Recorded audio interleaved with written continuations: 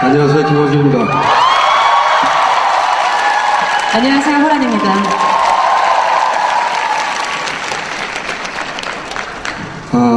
많은 분들이 오셨는데, 자기들 말고. 제가 여기 들어오면서 궁금했어요. 그분이 오셨는지 모르겠는데, 손 들어보세요. 조현호 총장. 안 오셨나? 네. 아쉽네. 오셨으면 저희 김용민과 함께 급 만남을 제가 주시는. 호란 씨 안녕하세요. 네, 안녕하세요. 반갑습니다. 저 오늘 이 자리에 있으니까 역시 김호준 총수의 인기를 실감할 수가 있네요. 아까 처음에 저희가 이렇게 등장을 했잖아요. 영상이 끝나고. 그러니까 이제 화면에 등장 장면을 카메라로 잡아서 보여줍니다. 제가 한 번도 안 잡히긴 참 힘든데, 네, 앉을 때까지 제가 이렇게 봤어요. 언제쯤 잡힐까? 안 잡히더군요. 감사합니다. 여기 대본을 보면 말이죠. 이쯤에서 호란 씨가 저에게 앞에 공연 중에 가장 기억에 남는 게 뭔가요? 이렇게 물어보게 돼 있어요. 네. 이 대본은 윤도현 씨, 김재동 씨, 김 씨 모두 소속된 기획사 사장님이 자신이 의욕이 넘쳐서 본인이 직접 작성한 대본입니다. 그리고 그 대본에 대한 미팅을 저희가 사전에도 했었고 오늘도 대기실에서 잠깐 했는데요. 김호준 총수님이 그러시더라고요. 대본대로 가지 마십사 라고. 네, 각오하고 올라왔습니다. 김 사장님 앞으로 대본을 돈 주고 작가를 쓰세요. 호란 씨 제가 대기실에서 봤는데 네, TBS보다 훨씬 미인입니다. 고맙습니다. 지금 여기 계신 분들도 동의하시는지 모르겠지만 많이 동의하신다면 교실을 혼자만 갖고 있지 마시고요. 트위터에 올리세요. 그래서 확산시키세요. 아시겠죠? 제가 그 질문을 드린 이유는 뭐냐면 저는 어때요? 저의 감상이요? 아니 지금 이렇게 이미 슈퍼스타님께서 저 따위의 감성이 필요하신가요? 저의 미모는 어떻습니까? 사진이나 매체를 통해 봤을 때보다 훨씬 파괴력 있습니다.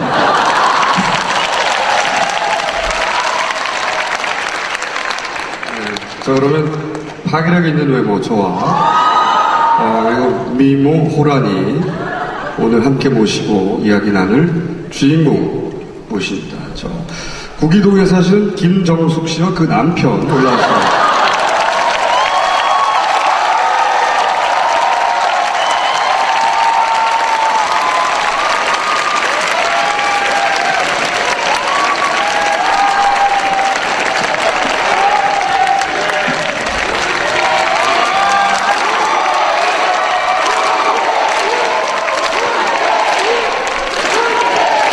여러분, 여기서, 문재인 이름을 연호하면 선거법 위반이 됩니다. 그렇죠. 김정숙을 외쳐주세요.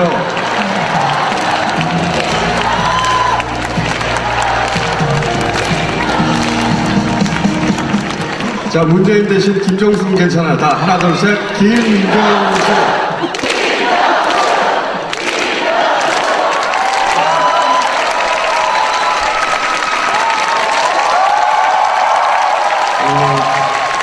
앞으로 뭔가 휘를 받아서 연호하실 때는 문재인 말고 김정숙을 외쳐주세요. 문재인을 외치는 것은 선거법 위반이 될 소지가 있기 때문에 나가보기도 전에 자 그럼 앉아주십시오. 네. 알겠죠? 김정숙. 네. 뭔가 외칠 일 있을 때는 김정숙을 외치는 겁니다.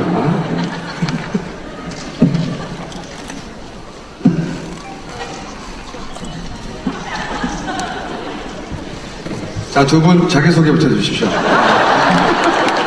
네, 저는 부산시 사상구 엄궁동에 살고 사상구 국회의원 문재인의 부인이고요. 지금은 오늘 아침에 대선 출마 선언했네요. 네.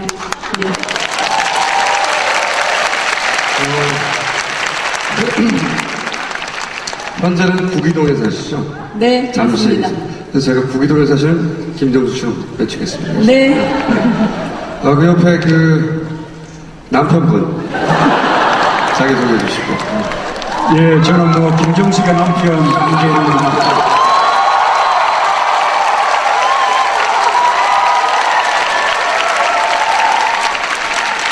오늘 낮에 출마 선언하고요. 오늘 이제 그 첫 번째 발걸음으로 여기 왔거든요.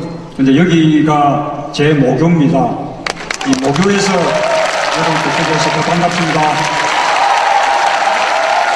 저도 제 모교이기도 합니다.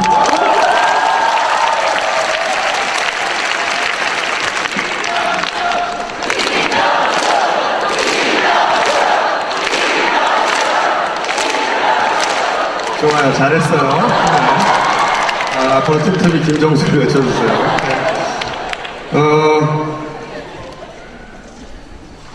제가 이번에 이제 김정숙 씨 남편, 공식 무대 사회 두 번째입니다. 제가 첫 번째 한 게 언제인 줄 아십니까, 호란 씨? 뭔가요? 제가, 한 3년 전부터 인터뷰를 하자고 그렇게 따라다녔는데, 절대 인터뷰를 안 해주셨어요, 이 남편이. 왜 그러셨을까요? 그러다가 작년에 본인이 책을 냈습니다. 책이 잘 안 팔리자 저를 부르습니다. 책 장사를 하겠다고. 사실인가요? 김정숙 남편님? 예, 그 제 책 내고 그 북콘서트 첫 번째 네. 그 사회를 보셨어요. 그때 책이 안 팔리자 인기 절정에 저를 불러서 책 장사를 하시겠다고. 그래서 책이 몇십만 권이 팔렸다고 해요. 네. 그러나 중요한 것은 저한테 밥을 한 번도 안 샀습니다. 오늘 저의 뒤끝을 보시게 될 겁니다. 제가 아시다시피 신문 그리고 방송까지 모두 거느린 언론사 사주 아니겠습니까? 괜히 공사 다망한데도 불구하고 제가 이렇게 와드렸는데 어떻게 감사하십니까?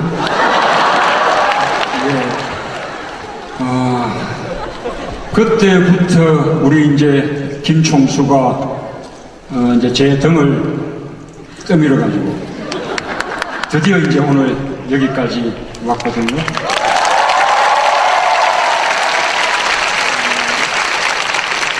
오늘 이제 출마 선언 하고서 이제 그 느낀 그 마음이 정말 참 드디어 여기까지 왔구나. 이제는 돌아갈 수 없는 그런 다리를 건넜구나. 이제 그런 이제 생각이 들었습니다. 그래서 이제는 이제 앞만 바라보고 올인할 일만 남았다. 우리 이제 우리 김우준 총수 그 프로그램대로 하면 이제 닥치고 올인이죠. 그런데 우리 김 총수도 그동안 이제 제 등을 떠민 뭡니까 공이 있는 만큼 앞으로 좀 책임을 많이 져주셔야 될 것 같아요. 그 얘기를 옆에서 듣고 계신 사모님께서 표정이 어떤 표정일까 굉장히 궁금해요. 지금 얘기를 들으시면서 뭔가 생각에 잠긴 표정이셨는데요. 어제와 오늘 굉장히 큰 변화가 있었잖아요. 어떻게 좀 다른 느낌이신가요? 어떤 기분이신가요? 굉장히 걱정되죠. 남편이야 올인한다고 그러지만 이 자리를 만약 피하고 싶으면 피하고 싶어요. 사생활이 노출이 된다는 건 굉장히 부당하거든요. 참을 수 없고요. 그리고 남편이 지금까지 인권 변호사로서 아주 성실하게 지금까지 살았고요. 또 청와대 들어가서 아침마다 넥타이를 매면 자기가 다짐을 하는 게 눈빛을 통해서 보여요. 국가에 충성해야지 되고 국민한테 봉사해야지 되고 자기 자신을 다잡아야지 된다 그러면서 굉장히 그러는 걸 보면 참 안타깝고 안쓰러웠어요. 그러나 이제 그건 또 가야 될 길이라서 있었는데 또 그 이후에 이제 노무현 재단 일을 해서요. 굉장히 열정을 가지고 책임감을 가지고 하시기에 이제는 이만하면은 개인이 사회나 사람들에게 할 수 있을 만큼은 성실하게 참 최선을 다해서 다 했다. 이런 생각을 하고 이제는 좀 피하고 싶다, 쉬고 싶다 이런 생각을 했는데 오늘 이렇게 엄청난 일을 저지르고 나니까요. 아, 정말 안타깝죠. 조마조마하고요.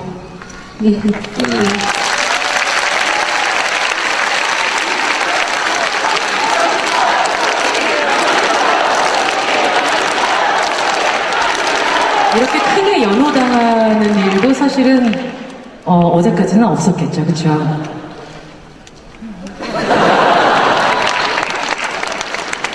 구기동 사실은 김정숙 씨에게 저도 이렇게 중요한 날, 저 개인적으로 굉장히 중요하게 생각하는 질문 하나를 드릴까 합니다. 인쇄는 얼마나 버셨어요? 책 인쇄. 인쇄는 저는 전혀 관여하지 않았어요. 얼마가 들어왔는지도 모르고 몇 퍼센트 받는지도 몰라요. 저는 오로지 지금 처음 결혼하고 나서부터 봉급 몇 퍼센트 자기 정해주면은 그거 받고 지금까지 살았어요.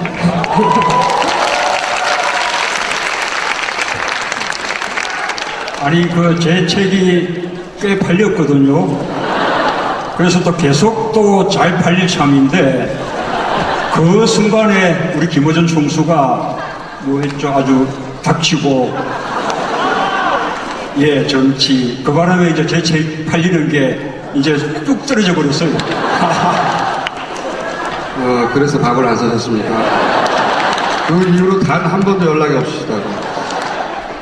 자, 그러면은 두 번째 질문을 제가 구기동 김정숙 씨에게 드리겠습니다. 그리고 제가 중간에 경고 드리는데, 그 남편분은 제가 질문할 때 답하세요. 자, 따님은 출마 선언에 참석하지 않겠다고 얘기했습니다. 네.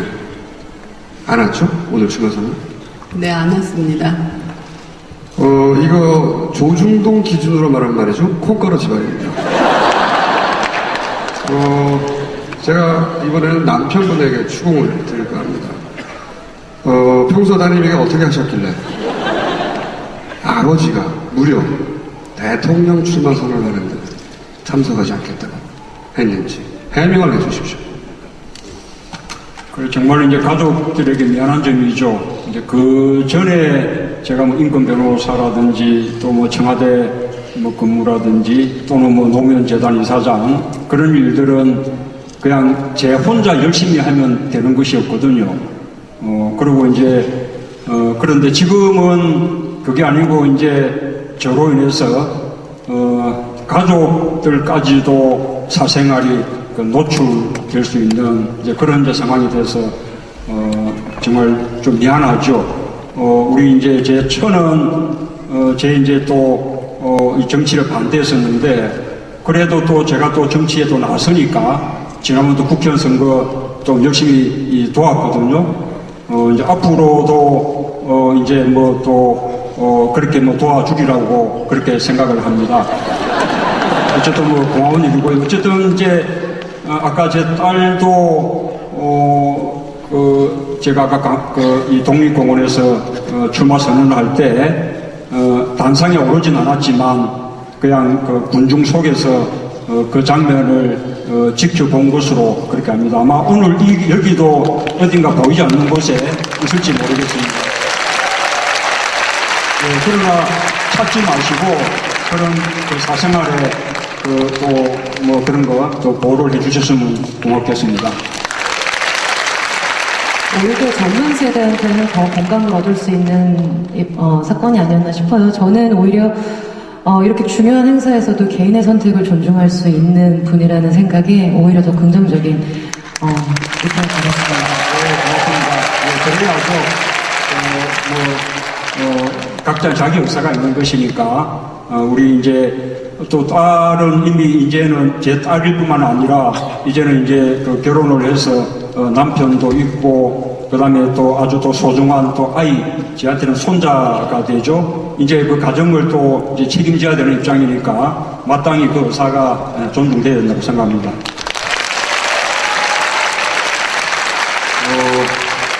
호란 씨, 네. 남편분을 함부로 칭찬하지 마세요. 지금 무대 위에서의 저는 굉장한 알력이 느껴지거든요. 오늘 대본대로 가지 말자고 하신 이유가 뭔지 알 것 같아요. 근데 오늘 남편분의 기세를 보면요, 김호준 씨도 그냥 마냥 공격만 하고 계실 것 같진 않거든요. 자, 네, 파이팅! 제가 이 사연을 며칠 전에 들었어요. 그 탁현민 씨가 이렇게 얘기를 했습니다. 따님이 도저히 설득이 안 된다. 그러면서 이렇게 얘기했다고요. 아버지 출마도 개인적으로 반대다. 아버지가 절대 자기를 위해서 나서고 있는 게 아니라는 것을 알지만 그건 아버지의 일이고, 그리고 아버지는 단 한 번도 가족에게 무엇인가를 강요하거나 따르라고 한 적이 없다. 정말로 따님에게 한 번도 자신의 뜻을 따르라고 윽박지르거나 혼내신 적이 없습니까? 남편? 예, 그래서 이제 여기에 이 가족이 함께 왔으면 좋겠다고 그렇게 우리 이제 탁현민 교수가 이야기를 해서 저는 그렇게 강요하기 어려우니 우리 탁 교수가 한번 설득을 해보시라. 이제 그래서 아마 전화를 했는데 방금 이렇게 말하면서 이제 거절을 했다는 겁니다. 그래서 제가 이제 그 이야기를 또 딸이 지한테 이제 알려왔어요. 그런데 이제 우리 딸이 우리 탁 교수나 우리 김호준 총수 광팬이거든요. 그래서 제가 야님 오면 우리 탁 교수며 김호준 총수며 사인 받아주실 거다. 예, 그렇게 이제 꼬셨는데 어쨌든 뭐 무대 위에 오르는 것은 싫다는군요. 한 번도 윽박지르는 적은 없다 이러시죠. 예, 뭐. 자, 그럼 호란 씨, 고기동 김정수 씨에게 확인해 주세요. 사실인가요? 옆에서 보시기에 사실 어렸을 때부터 지금까지 뭐 아이를 키우시다 보면은 사춘기일 때도 있을 것이고 뭐 입시도 있을 것인데 윽박지르거나 강요한 적은 없다. 사실입니까? 그래서 굉장히 속이 터졌어요. 사춘기 때 부모로서 교육시키면서 애도 잡아야 될 땐 잡고요. 그래야 되지 않아요? 그런데 우리 남편은 뭐든지 다 괜찮고 그러니까 애가 엄마가 그러지 말라 그러면은 아버지한테 쪼르르 전화를 해요. 아버지 엄마가 이렇게 했는데 나 안 해도 돼? 그러면 그래 그래도 된다. 아니 딸한테는 꼼짝을 못하겠어.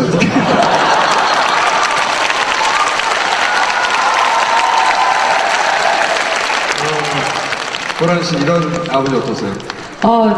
황홀하죠. 딸로서는 정말 너무 좋은 아버지시죠. 네, 저희 아버지는 사실 좀 엄격한 편이시긴 했는데요. 그래도 사실 딸이 기댈 때는 아빠거든요. 마지막에는 잘하는 때는. 네, 따님이 참 행복하셨을 것 같다는 생각이 듭니다. 네, 자식을 이 독립된 인격적, 자기 결정권을 완전히 인정해주는 대단히 근대적인 우리나라 사회에 저런 그렇게 가부장, 제가 심한 사회에서 굉장히 보기 드문 아버지죠. 그렇게 훌륭하신 분이 왜 밥을 안 샀어요?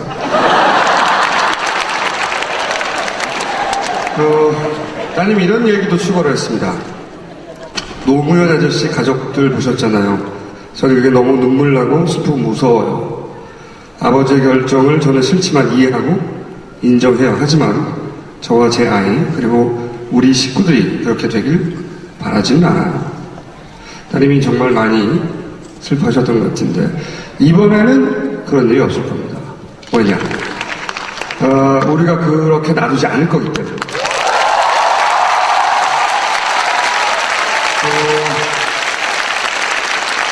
여러분들도 그런 일이 일어나도록 그냥 놔두지 않으실 거죠. 네, 그러면 지금 문재인이 아니라 김정숙 이름을 3번 외치도록 합니다. 약속의 의무로 하나 둘 셋.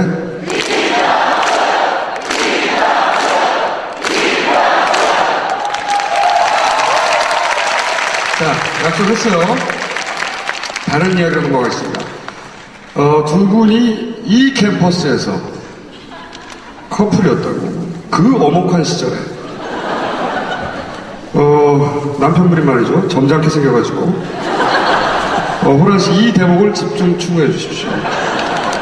커플이었다고 하는데. 제가 추궁해야 되는 건가요? 그렇죠. 네. 사실 당시 이제 김성수 사모님께서는 성악을 전공하고 계셨는데, 당시 경희대, 지금도 그렇고요. 경희대 음대라면 우리나라 최고의 음대입니다. 이렇게 귀하게 자라신 아가씨 김정수 씨와 강의실보다 거리 시위가 더 편하다는 나쁜 남자가 만났어요. 어느 분이 먼저 고백했나요? 제가 많이 더 좋아하지 않았나. 말로는 그랬어요. 그런데 우리 남편은 말을 잘 안 해도요, 눈빛으로 항상 말을 했어요. 그 눈빛이 뭐라고? 반짝반짝 하면서, 나 너 좋아해, 나 너 좋아해. 이런 것 같았어요. 아, 그럼 직접 고백을 하시지 않으셨고 오히려 고백을 유도를 하시는 스타일이셨군요? 제가요? 아니요. 아니죠. 윤 의원님께서. 근데 이제 정 못 참으면 또 좋아한다고 하고, 내가 또 꼭 듣고 싶으면, 나 좋아해? 나 좋아해? 얘기해. 그래서 네. 그랬어요. 근데 제 처가 저를 이제 일방적으로 쫓아다녔던 것이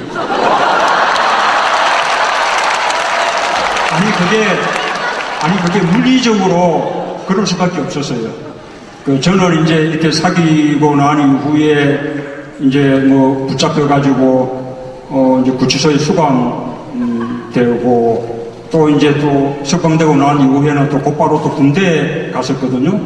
그럼 또 이제 또 제대하고 난 이후에는 학교 복학이 안 되니까 그때는 저 절에 가서 고시 공부를 했었는데 그러니 이제 뭐 구치소에 면회와야 돼, 뭐 또 군대에 또 면회와야 돼, 또 뭐 절에도 또 와야 되죠. 그렇게 뭐 물리적으로 늘 그렇게 쫓아다녔어요. 지금 말이 나와서 말씀인데 사모님께서는 그런 상황에 사실 주변 어른분들의 걱정도 많으셨을 것 같고요. 친구분들의 우려도 많으셨을 것 같은데 두렵지는 않으셨나요? 그때는 옳은 일을 하니까요. 두렵지는 않았고 내가 나서서 해야 될 일을 남편이 대신 해주니까 그냥 묵묵히 보는 것을 대신 해준다는 생각으로 열심히 면회 다녔어요.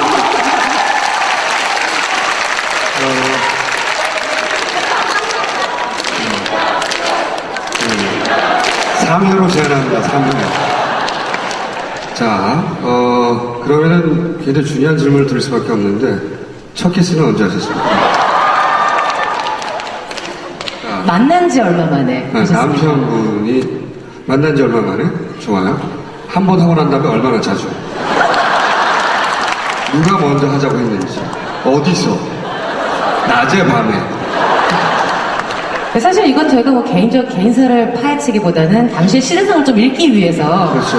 네, 당시의 연애는 어떤 식으로 진행이 되었는가를 저희도 좀 알아야 되잖아요. 사생활 침해예요. 정말. 이것은 그리고 후보 검증이라고 볼 수 있죠. 과연 정상적인 과정을 거쳤는가. 네. 그리고 이제 그 시절은 요즘하고 좀 달라서 이제 손 한 번 잡는데도 시간이 걸리고 또 이제 손 잡고 나면 그때 이제 어깨 정도까지 손이 가는데 또 이제 한참 시간이 걸리고 뭐 그럴 때였거든요. 그렇게 이제 해 나가다가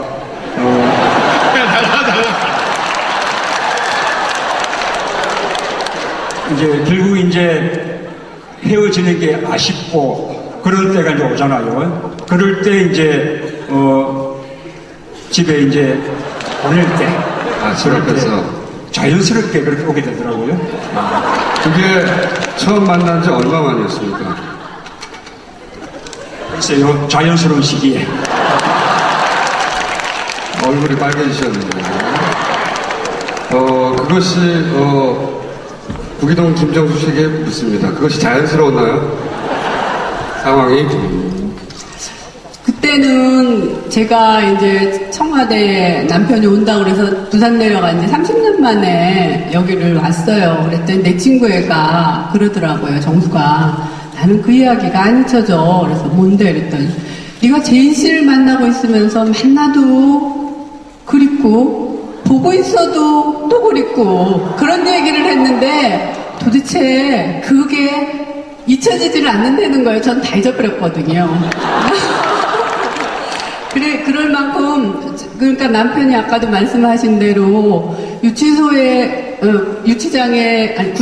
면회 가고 나니 좀 만나려 하니까는 강제 징집돼가지고서는 군대 가죠. 군대 갔다 와갖고선 좀 만나려고 하니까 아버님이 돌아가셔서 부산으로 내려갔어요. 제적당했으니까 직장도 없어서. 그러고 났더니 고시 공부한다고 이절로 저절로 떠돌아다니니까 또 제대로 못 만나고. 그러고 난 다음에 이제 고시가 돼갖고서는 만났는데, 그때도 유치장을 통해갖고 2차 됐어요 이래갖고 손 한 번 마주 잡아보지 못하고 그 이야기를 하고, 그렇게 해서 항상 내 마음속에는 이 남자가 꼭 갈 것만 같고, 그런 거, 시대 상황들, 이런 것들이 내재돼 있었던 것 같아요. 그래서 만나도 그립고, 보고 있어도 또 봐야지 될 것 같은 그런 안타까운 마음이 있었어요. 그래서 아마 그런 순간들이 있을 때, 아마 남편하고 더 어떤 이런 진한 스킨십 같은 것을 제가 원했는지도 모르죠.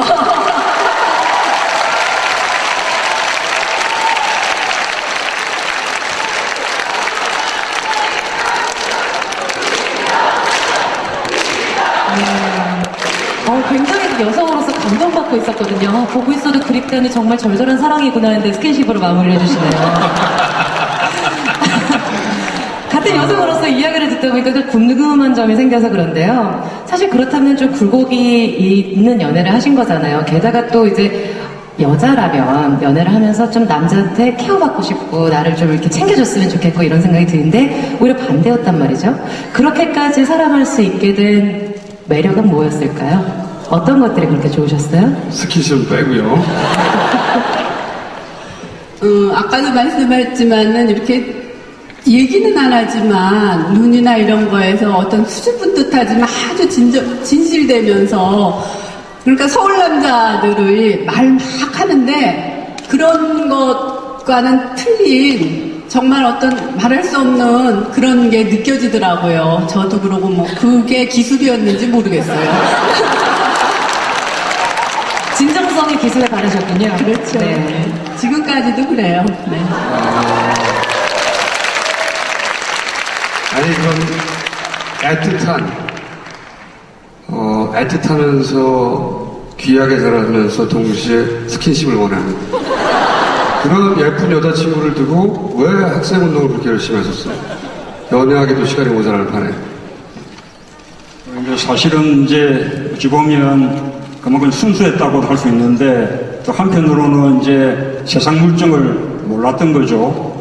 그 학교에 이제 제적당하고 복학될 기약은 없고, 이제 그런 것이 얼마나 이제 그 참 어려운 상황이라는 이제 그런 현실적인 생각, 계산 같은 게 없으니까 이제 그렇게 이제 할 수 있다는 생각이 들고요. 저도 이제, 그렇게 해서 한 7년 연애했거든요. 결국 이제, 점점점 노처녀 돼 가는데, 뭐 사실은 이제 장래에 대해서 제가 제대로 잘 이렇게 이 보살펴 줄 수 있을 것이다라는 아무런 이제 무슨 보장 같은 게 없지 않습니까? 그런 게 이제 저로서는 굉장히 큰 남자로서 이제 책임감, 좀 부담이었는데, 어쨌든 그래도 뭔가 막연하지만 하여튼 뭐 이 잘 될 거다. 뭐 뭘 해서든 우리가 못 살 것인가, 이런 이제 그러니까 어떤 대책 없는 뭡니까 뭐 용기랄까 뭐 그런 것이 두 사람을 이제 지탱시켜 줬다고 생각하고요. 근데 뭐 어쨌든 뭐 이게 오늘까지 그 많은 어려움이 있었지만 그 이르렀으니까 정말 좀 그런 운명 인연에도 고맙고, 또 이제 정말로 우리 좀 고맙죠. 네.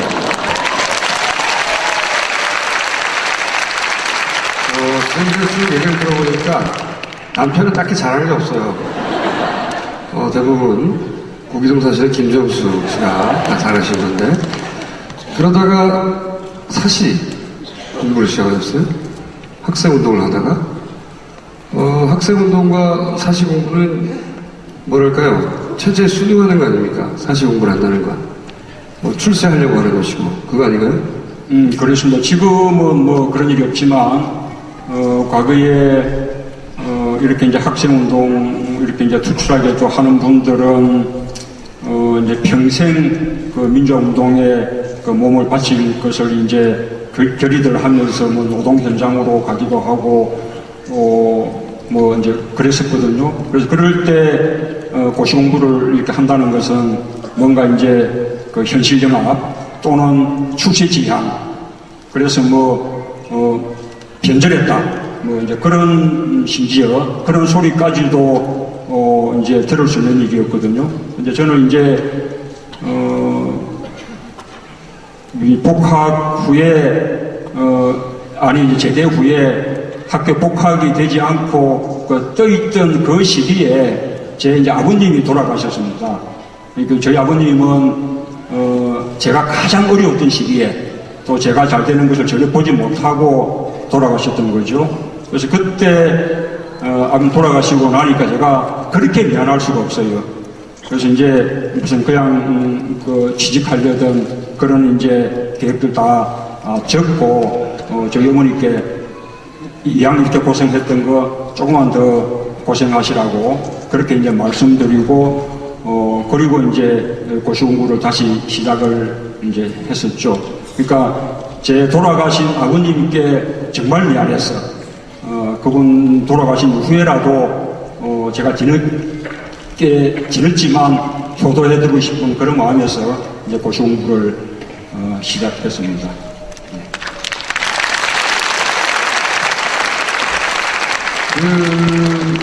드라마틱한 연애를 하게 되면 뭔가 절절한 에피소드 같은 게 있잖아요. 거기에 대해서 집중 추구해 주십시오, 호란 씨. 사랑에 빠지면 주변에서 보기에는 굉장히 닭살스러워지죠. 둘만의 애칭이 생기고 둘만의 은어가 생깁니다.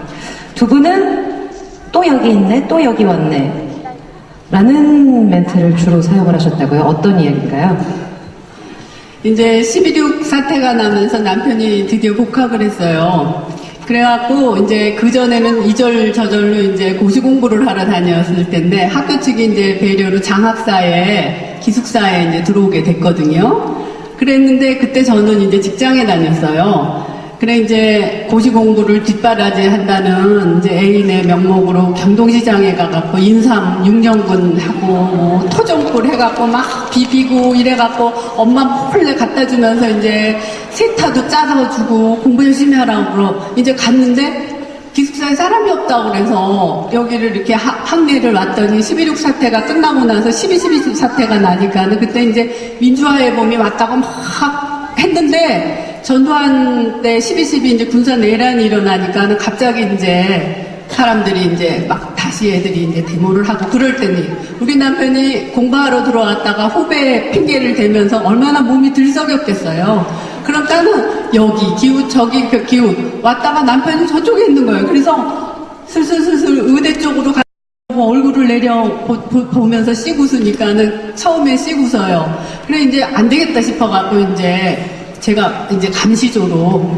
여러 번 왔는데 아니네 나를까 본관에 있지 입구에 있지 뭐 여기 있지 그러니까 우리 남편이 날더러 하는 얘기가 미안하니까 후배 밑에 이렇게 하더니 아유 또 왔네 그러더라고요.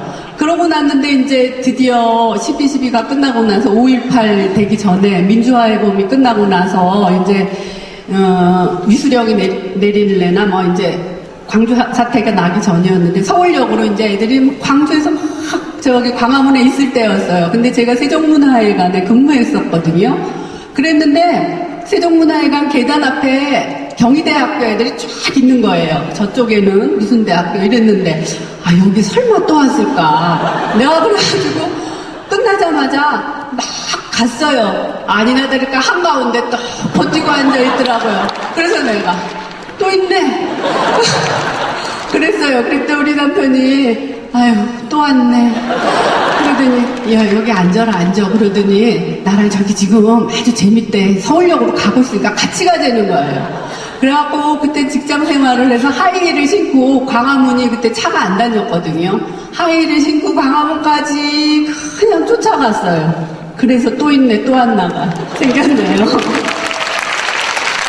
아니 그렇게 꼬름사는 스웨터까지 챙겨주시는 극진한 여자친구신데 또 나가실 때마다 얼굴이 아른아른하지 않으시던가요? 그래 말입니다. 그러니까 이제 어쨌든 아까 80년 올해는 드디어 이제 그 시 대열에 함께 썼다는 거 아닙니까?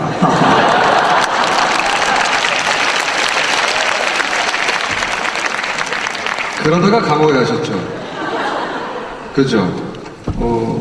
그 시절에 감옥에 가셨죠? 답하세요, 남편분. 예, 아까 제가 이제 그 출마 선언했던 그 독립공원 그 자리에 원래 있던 서대문 구치소 거기에 저는 뭐 그때는 맛만 봤죠. 뭐 집행유예로 나왔으니까요. 그래서 거기에 한 3개월 정도 구속된 적이 있고, 그 다음에 아까 말한 이제 80년 5월에 그 이제 5.17 그때 이제 터지면서 그때 개헌포고령 위반으로 또 이제 한 번 구속이 됐었죠. 예. 거기도 김정숙 씨, 야속하셨죠? 야속하셨죠? 야속 그런 생각 안 했어요. 그때는 하여튼 뭐 그렇게 역사의식 같은 거는 없었지만 그래야 된다는 당위성이 있었거든요. 근데 같이 이렇게 당하니까 같이 이겨내야지, 견뎌내고 뭔가 그런 생각이었어요.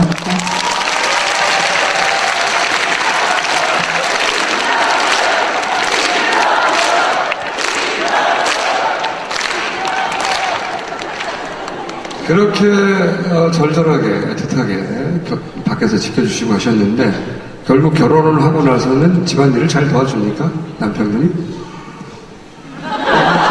바깥에 나가서는 아주 멋진 페미니스트예요. 집안에서는 완고한 경상도 남자죠.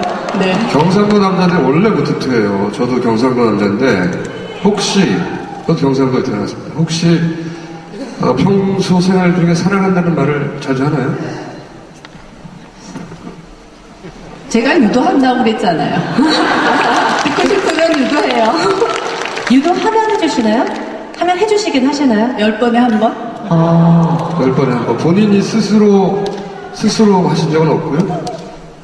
잘 안 하죠. 근데 눈빛으로 말한다고 그러잖아요. 제가 여러분 한을 풀어드리겠습니다. 구기동 남편 자리에서 일어나 주시고요. 자리에서 일어나 주시고요. 자리에서 일어나시라고요.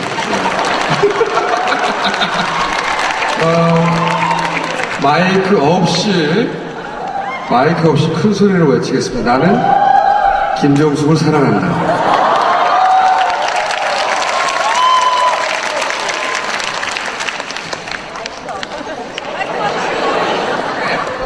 마이크 없이 크게.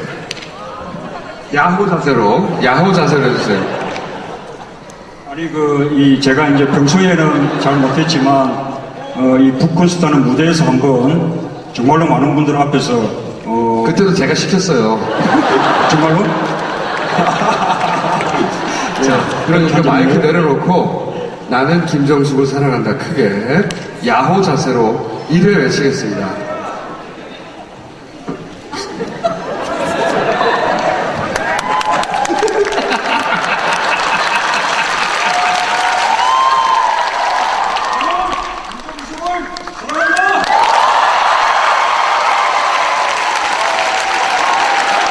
한 번 더. 좋네요, 정말. 제가 조금 있다가 알아서 시킬 테니까 걱정하지 마세요. 네. 저기 고기동 김성숙 씨는 이거 동영상으로 들을 테니까 집에서 틀어놓고 계시고요. 그런데 옥중에서 당시 굉장히 어려웠죠. 사법고시 합격하셨습니다. 이거 대단한 겁니다, 진짜. 그리고 나서 사법연수원을 또 차석으로 졸업하셨죠. 네. 공부 좀 하셨어요. 네. 운동만 하는 게 아니라 그렇게 맨날 데모만 했는데 혹시 자신만의 공부의 비법 대선 승리법 이런 거 궁금하지 않고요. 제 나름대로 노하우들이 있는데요. 이렇게 한두 가지만 조금 소개를 해드리면, 공부뿐만 아니고, 우리가 그냥 일반 책을 볼 때도 마찬가지인 것 같습니다. 보통 이제 우리가 책을 며칠 동안 이렇게 이제 다 읽고 나면, 보통은 이제 아이고 드디어 다 읽었구나 하고 이제 책을 그냥, 밀쳐놓고 책꽂이 꽂아버리지 않습니까? 이렇게 공부하는 독서든, 우리가 그냥 교양 삼아 하는 독서든, 좀 책을 좀 다 읽고 난 이후에 잠시 그냥 한 10분 이렇게 잠시 그 책의 내용을 다시 한번 머릿속으로 보는 그런 버릇, 그런 습관들이 굉장히 좋은 것 같습니다. 나중에 그 책의 내용을 머릿속에 정리하고 기억해 두고 하는데 굉장히 큰 도움이 되는 것 같습니다. 그 한 번 더 반추해 보는 게 책을 한 번 더 읽는 것 같은 그런 효과가 나거든요. 또 하나 이제 말씀드리면 요즘은 좀 다른지 모르겠습니다. 옛날에는 이제 뭐 이 사법시험 이러면 그 고시 공부를 2년, 3년 이렇게 이제 아주 긴 세월 동안 공부를 해야 되지 않습니까? 이제 그럴 때 이제 페이스를 유지해가는 게 중요한데 저는 이렇게 이제 보통 보면 아주 이제 공부할 각오를 이렇게 해가지고 이제 공부하는 스케줄 계획을 세워 나가는데 그것을 이제 자기가 정상적으로 공부를 하면 할 수 있는 양을 기준으로 보통 계획들 세우거든요. 그런데 이제 제가 이제 권하고 싶은 것은 그러지 말고 한 70%나 80% 정도 하면 다 할 수 있는 정도로 계획을 세우는 거예요. 그러면 중간에 예를 들면 다른 일이 생겨가지고 무슨 하루나 잠시 몇 시간이나 이렇게 못하게 되더라도 그게 금방 이제 복구가 되고요. 그 다음에 또 꾸준히 또 잘하게 되면 목표를 막 초과 달성하게 되니까 스스로 이제 뿌듯해지죠. 그러면 또 초과 달성한 만큼 모아서 뭐 여행을 간다든지 하루 또 뭐 술도 한잔 마시면서 논다든지 이렇게 이제 할 수 있어서 이 목표 이 계획을 아주 낮춰 잡는 게 대단히 중요하다는 그 경험을 많이 했습니다.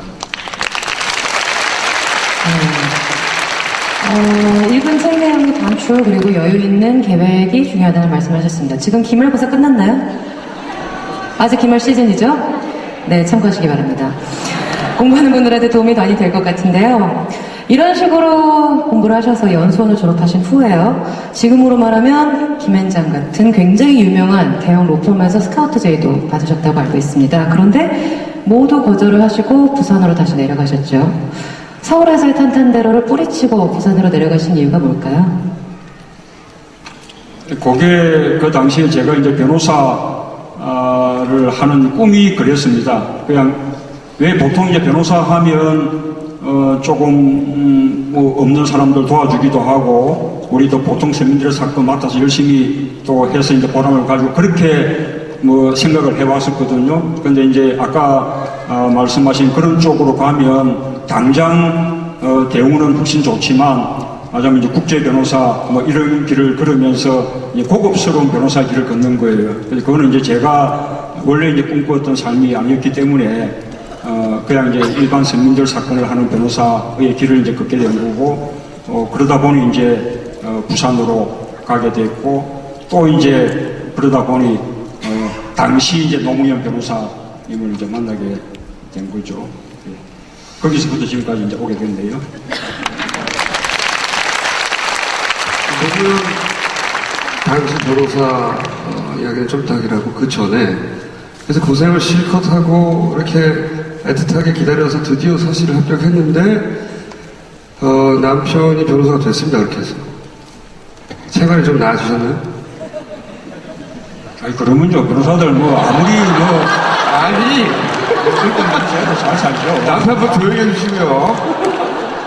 예, 변호사는 그 당시 내 친구 애들 이제 삼성, LG 뭐 이런 데 가는 사람들보다 공급은 많았어요. 예, 그래서 했는데 다른 변호사들보다는 많이 못했죠. 그리고 우리는 이제 아무것도 없는 데서 전세 400만 원짜리에서 시작했기 때문에 집도 구해야 되고 뭐 이런 과중한 압박이 저한테 좀 있었어요. 잘 살고 싶은 욕망이. 그랬는데 우리 남편이 딱 월급을 갖다 주면서 책정을 하더라고요. 그러면서 하는 얘기가 나는 앞으로 인권 변호사, 노동 변호사를 할 것이다. 다른 변호사처럼 많은 수입률을 원하지 말고 이 봉급으로 살도록 해라. 그러더라고요. 그래서 그랬는데 그 당시 그게 그렇게 적은 돈은 아니었기 때문에 좋아요. 그러면서 이렇게 살았죠. 그랬는데 그 봉급이 10년 동안 묶여 있어요.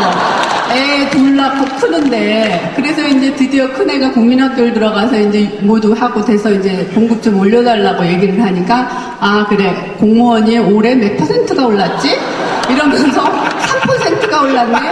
그러면서 애가 국민학교 들어간 지 3년 됐으니까 좋아, 10% 올려주지. 이러면서 올리더라고요. 그러고 난 다음에 이제 또 올려줘요. 애가 중학교 들어가고, 고등학교 과외가 하니까. 그러면서 이제 지금까지 이제 뭐 변호사 아까도 얘기했듯이 인쇄도 뭐 별로 알고 싶지도 않고요. 그냥 주는 생활비 가지고 맞춰서 살면은 되는데, 그런데 그 돈이 딴 변호사들보다 못 받는다고 그래서 제가 뭐 이렇게 주눅이 들거나 그렇진 않았어요. 세상이 참 재미있었거든요. 대학교 다닐 때도 뭐 여러 번 유치장에도 들어가고 뭐 군대도 가고 뭐 고시 면회 다녀서 결혼을 했는데 그 이후로 변호사가 되고 나서도 60항쟁이지 아주 세상의 이 파고의 끝에서 인권 변호사로서 사는 거예요. 아주 예민한 순간들이고 자기가 지조를 버리느냐 안 버리느냐 이런 사건들이 해갖고 대통령 또 청와대까지 와서 이런 시기였거든요. 그래서 지금도 생각을 하면 그래요. 봉급 많이 갖다 준 변호사로서 내가 지금 해서 누렸을 생활과 봉급은 적었지만 인권 변호사로서 자기 할 일을 하면서 명예를 중요시하는 내 남편 얼마나 재밌게 살았느냐. 다른 남편하고 살라고 그러면 난 지금도 이런 남편하고 택해서 살겠다. 그렇게 생각합니다.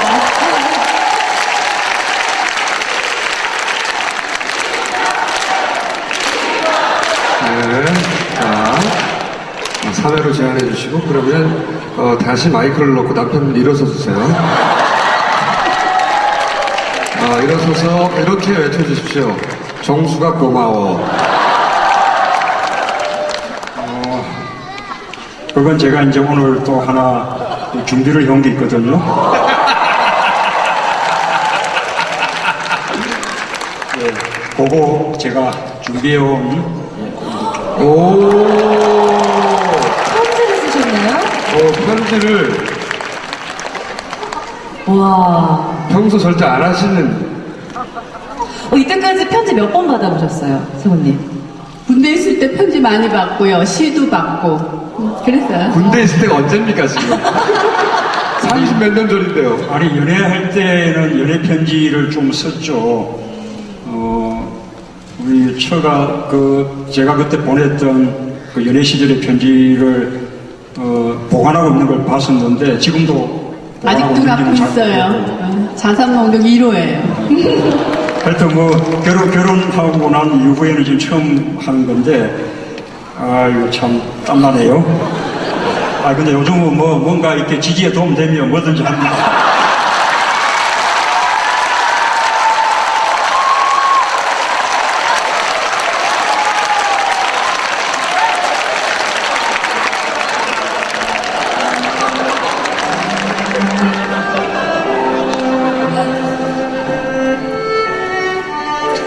우리 처음 만난 날 법대 축제에서 만난 당신 참 해맑았습니다. 내가 수감 생활할 때도 또 군대 가 있을 때도 또 내가 고시 공부를 할 때도 늘 당신은 내 곁에 있어 주었습니다. 우리 사랑하고 결혼하고 소중한 아이들을 얻고 이제 귀여운 손자까지 생기고 함께 여기까지 왔군요. 아이들을 잘 키워줘서 또 어머니를 잘 모셔줘서 그리고 늘 바빴던 남편을 잘 챙겨줘서 고맙습니다. 내가 그냥 평범한 남편으로 곁에 있어주기를 바랐던 당신의 소박한 소망을 지켜주지 못하게 되었습니다. 나는 오늘 나의 결심을 국민들에게 밝혔습니다. 이 나라의 대통령이 돼서 국민들 삶을 바꾸고 나라를 바꿔보려 나섰습니다. 지난 총선 출마 때에도 이번에도 묵묵히 내 결정을 따라준 당신이 고맙습니다.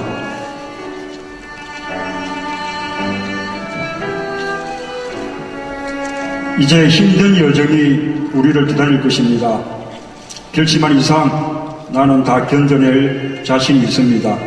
그리고 이길 자신이 있습니다.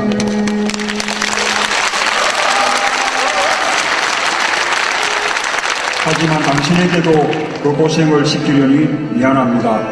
지금까지 그래왔듯 묵묵히 참고 감당해 주겠지만 미안한 마음은 어쩔 수 없네요.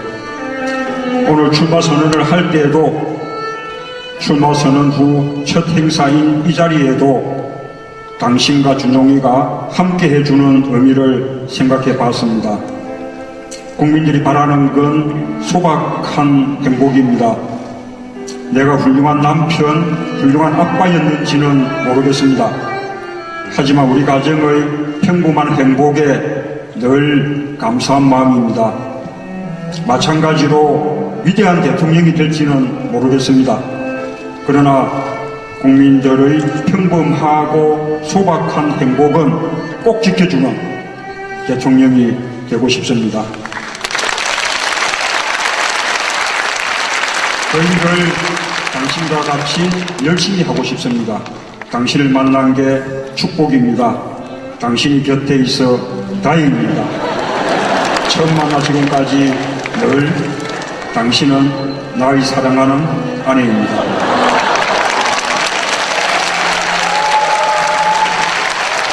감사합니다.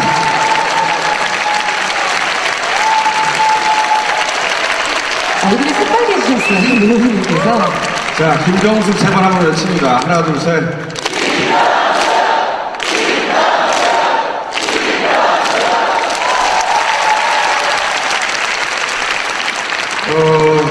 그 첫 직장에서 노무현 전 대통령을 만났습니다. 그리고 만나자마자 같이 일하기로 결심하셨다고 하셨는데, 왜 만나자마자 같이 일하기로 결심하셨어요? 예, 이제 변호사를, 그때, 아까 이제 사부임서 마치면서 사실은 이제 판사, 임용 지망을 했었는데, 과거에 이제 시위 전력 때문에, 이제 인간이 되지 못해서 이제, 뭐, 어쩔 수 없이 변호사 개업을 하게 됐거든요. 그래서 이제 부산으로 가게 됐고, 이제 그분 만나게 됐는데, 제가 이제 그 전까지 사법연수원 다니면서 사법연수원의 교수님들, 그리고 또 우리 또 법조설배 분들, 이렇게 이제 많이 만났지 않겠습니까? 그러다가 그 분을 딱 보니까 그 전까지 제가 만나왔던 법조인들하고는 이제 전혀 다른 거예요. 그러니까 뭐, 말하자면 이제 목에 힘주는 거 전혀 없고, 정말 이제 소탈하고, 그 다음에 제보다 사법시험도 한참 선배고, 연세도 뭐 제보다 한 6살 이렇게 많으신데도 정말로 참 친구처럼 이렇게 대해주고, 그리고 또 제가 이제 시전력 때문에 이렇게 판사 임용이 되지 못한 그 이제 그런 어떤 부당한 그 처사에 대해서 같이 아주 분개해주고, 그래서 이제 그런 이야기를 나누면서 정말로 이분은 나하고 좀 같은 과다, 나하고 같은 세계에 속한 사람이다, 그런 이제 그 느낌이 왔죠. 그래서 첫날에 그냥 함께 그 변호사 사무실을 동업하기로 그렇게 이제 그분이 제의를 하셨고, 제가 또 거기에 이제 받아들였고, 그래서 그때부터 이제 긴 세월을 이제 그분과 함께 변호사를 하게 됐고, 또 변호사 이제 그만두고 난 이후에도 또 청와대에 가서 제가 좀 모셨고, 그분이 돌아가시고 난 이후에도 제가 또 이제 그분의 기념사업, 추모사업을 하는 노면재단을 또 맡아서 이렇게 이제 해왔고, 이렇게 정말 긴 세월을 그분하고 이제 동행을 해왔는데, 정말 좀 운명 같다는 생각을 합니다.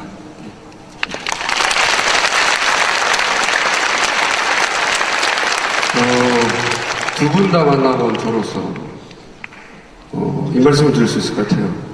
두 분이 인간의 결이 같다. 종자가 비슷한 사람들이었다. 네. 스타일의 차이는 좀 있습니다. 노무현 전 대통령은 사람들 앞에 나서서 굉장히 크게 웃으며 큰 목소리로 이야기하기를 즐기셨고, 남편, 김정숙 씨의 남편분은 사람들 옆에 씁니다. 옆에 서서 조용히 웃으며 이야기를 나누길 좋아하시죠. 그런 스타일의 차이는 있으나 인간의 결은 같다. 여기서 저희가 초대 손님이 한 사람 더 있어요. 누구냐? 아들을 모십니다.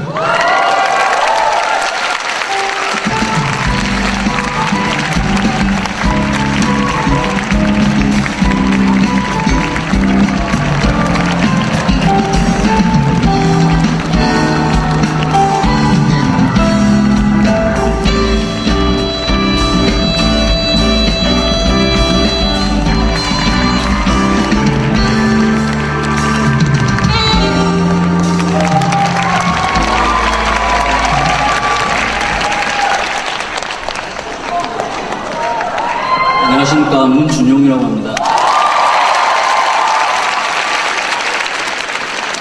저는 사실 아들이 올라온 건 반대였어요. 잘생겼기 때문에. 잘생긴 남자들이 같은 무대에 서는 걸 싫어하는데. 네, 역시 관객석이 벌써 술렁술렁 거립니다. 잘생긴 거, 네, 모두들 다 알고 있는 것 같아요. 네, 그러셔도요. 본인 소개 좀 해주시죠. 지금 현재 어떤 일 하고 계시죠?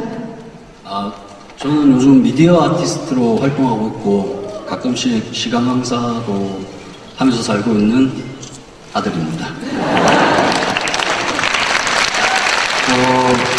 아들에게 질문하기 전에 엄마에게 먼저 질문을 하겠습니다. 그러니까 쭉 듣다 보면 이 남편분이 자신에게 굉장히 엄격했단 말이죠. 자식들에게도 그렇게 엄격했습니까? 아니죠. 하는 행동이나 이런 거에 대해서는 아까 우리 딸내미한테 했듯이 개인의 의견을 상당히 존중해 줬어요. 저는 이제 따라가야지만 했지만. 그래서, 그런데 이제, 경제적인 면이나 이런 면에서는 자신의 처지도 있고, 나의 처지도 있고 해갖고, 애한테 좀 서울에 유학 보내고 나서 좀 그랬네요. 아주 최소한의 생활비를 주고 그랬던 게 마음 아파요. 그래서 아르바이트를 나 엄마 뭐뭐뭐뭐 했다고 그러면서 막 하는데, 그래도 내가 너 등록금 줬잖니? 이러면서, 그리고 노동의 가치는 돈을 벌어봐야 알아. 이러지만 한없이 남편을 보고 좀 속상했죠. 쳐다보고. 아니, 이거야 뭐, 아들에게 늘 더해주고 싶은 그런 이제 엄마의 마음이고, 별 부족함이 없이 제가, 근데 이 지점에서 아까 따님에 대한 이야기를 할 때랑 조금 입장이 역전되신 것 같아요. 아까 따님에게는 어머님께서 좀 엄격하셨고, 아버지께서는 조금 이렇게 풀어주시는 분위기였는데, 어때요? 문지호 씨에게 직접 묻겠습니다. 어떤가요? 그 차이가 느껴지시나요? 예, 아버지 거짓말 하시는 거고요. 실제로 저희가 좀 체감상으로 알기 쉽게 알려주세요. 아마 제가 알기로는 00학번이신가요? 네, 00학번이신데 당시에 용돈이 얼마였나요? 30만 원? 30만 원. 30만 원으로 30만 원에 하숙비가 포함되어 있습니까? 예. 하숙비로 얼마 나가나요? 그때 월세 30만 원짜리 방에 3명이 같이 살아서 10만 원씩 냈어요. 10만 원씩. 하숙비 포함해서 30만 원. 차비나 책값도 포함된 겁니까? 예, 이게 다 포함된 건데, 아니, 근데 그 아버지가 스타일이 이제 적든 많든 필요한 내역을 합리적으로 설명을 하면 이제 적든 많든 주시는 스타일이었거든요. 근데 이제 그때는 제가 좀 젊어서 사서 고생을 한번 해보고 싶어서 제가 안 받은 게 있죠. 아버지하고 짜고 나오신 것 같은데. 그럼 문희룡 씨의 답변을 들으니까 두 분 다 멋있게 보일 수 있는 최선의 답변을 해주신 것 같아요. 네, 멋지네요.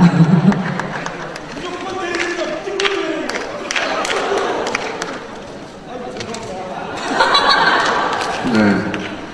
선관에서 오신 분 같기도 하고. 여기 선관에서 오신 분 손 들어보세요. 있을 거예요. 찍고 있는. 근데 찍을 게 없겠죠. 문재인 연호하면 안 되는데. 김종숙을 연호하고 있으니까 우리가. 유학도 가셨죠, 사람 씨. 예. 그때도 그렇게 짜게 구셨습니까? 예. 군대 가셨을 때 아버님은 이 특수부대 출신인데 본인은 어딜 가셨어요? 저는 그 논산의 육군훈련소에 조교로 있었습니다. 조교요. 조교. 빨간 모자 쓰고 그분들이시죠? 그렇죠. 네. 예, 소리 지르고 막. 무서운 분들. 네.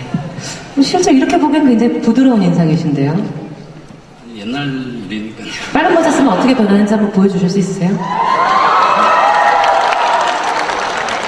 제 개인적인 욕심이에요. 호란, 잘했어. 이게 조교가 원래 절대 눈을 보이면 안 돼요. 이렇게 모자를 이렇게 푹 눌러 쓰고요. 네, 지금 화면에 눈 안 보입니다. 예, 이렇게 하고 절대 눈을 보이면 안 됩니다. 카리스마를 유지하기 위해서. 그리고 저는 이제 어머니한테 배운 발성법으로, 성악 발성으로. 네, 성악 발성으로 맨날 소리를 질렀죠. 네, 보여주시죠. 네. 저 어머니께서도 궁금해하고 계세요. 마이크 없이 네, 마이크 없이. 일어서서 아버지가 대통령 나가시기로 하는 거야.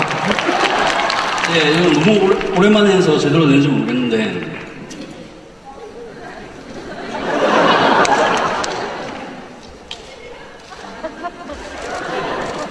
맞춰 앞으로 야!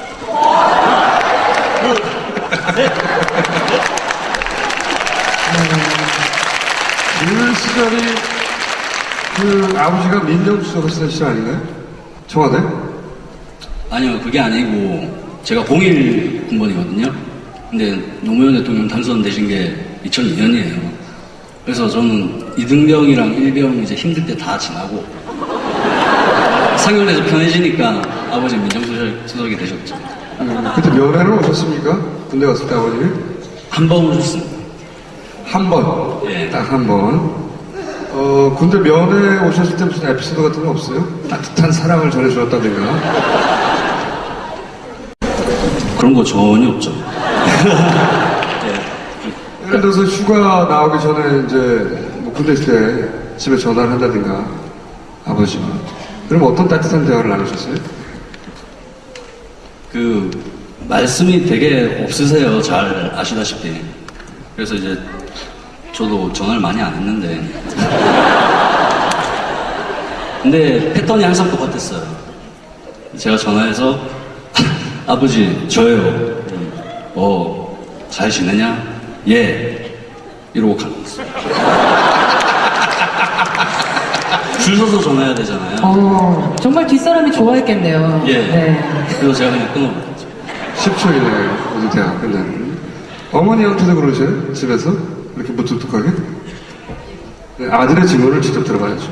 평생 지켜본. 예, 저희 아버지 그야말로 경상도 아빠들 집에 오면 두 마디 딱 한다는 딱 그거죠. 뭐라고? 업자사자. 밥도, 그다음에 불 꺼라. 사실 이런 모습이 되게 강직하게 느껴지실 수도 있지만 한참 잘하시던 시절에는 이렇게 사춘기 때 예민하고 이럴 때는 좀 딱딱하게 느껴졌을 수도 있을 것 같아요. 혹시 반항기 때 아빠는 너무 딱딱해 반항하신 적 있으신가요? 반항하면 큰일 나죠. 보수부대 출신이신데. 구체적으로 어떤 큰일이 나나요? 구체적으로 어떤 큰일이 나나요? 격파 당했겠죠. 혹시 공부를 못해서 이렇게 매를 든다거나 그런 적 있었어요? 공부하라고 매를 든다든가. 아니요. 공부를 하라고 매를 드시지는 않았어요. 그럼 실제로 다른 이유로 매를 든 적은 있구나. 여튼 공부 때문에 때리진 않으셨어요. 그럼 뭐 때문에 뭐 가장 때문에 화를 내시나요? 종아리를 뭐 때문에 맞으셨어요? 아, 종아리가 아니라 맨손 격파. 격파요? 이유는? 이유는? 아, 이유는 별로 생각이 안 나는데 뭐 제가 대들었겠죠. 일합에 격파 당하셨어요? 그래가지고 생각나 어린애를 갖다가 남편이 한 번 그랬는데 애를 갖다 애기가 뭐 이렇게 국민학교 다닐 때인데 뭔가 저도 정확하게 생각 안 나요. 그랬는데 막 애를 갖다 그냥 탁 때리니까 얘가 화가 나가지고 저는 여자애 우리 딸내미 같으면은 아버지가 이러면은 아유 아버지 뭐 이러는데 얘는 똑같이 아버지랑 똑같아서 일주일을 말을 하라고 아버지만 뒤로 앉아갖고 그때 그러네요. 무슨 이유로 아들을 격파하셨는지 생각나십니까? 예, 진짜 땀나네요. 하여튼 한 번, 아주 어릴 때, 한 번 이제 손찌검을 한 적이 한 번 딱 있는데, 그게 이제 음식을 가리는 것 때문에, 그러니까 이제, 어색한지 모르고. 근데 이제, 몇 살 때요? 글쎄요, 한 초등학교, 저학년 때, 이제 콩을 이제 먹지 않겠다는 건데, 이 밖에 콩을 다 도망내는 거예요. 그래서 이제 그러지 말라고, 이제, 근데 이제 그게 이제 대들고 하니까 제가 못 참고 한번 이제 그랬었죠. 근데 그게 어찌나 이제 그 후회가 되던지요. 그러니까, 그 이제, 마침 그때 그 이제 후회 때문에 그 뒤에는 오히려 이제 뭡니까, 심지어는 고등학교 올라와가지고 고3 때, 지금 이제 미디어 아티스트를 하고 있는데, 인문계였다가 고3 올라와가지고, 미대로 이제 진로를 바꾸고 하는 것도 이제 제가 다, 이제 받아들이고 할 정도로, 그 뒤부터는 오히려 한번 손찌검을 했던 게 큰 이제 교훈이 돼가지고, 그 뒤는, 어쨌든 잘 가서. 그 아드님은 그 뒤로 콩을 드십니까?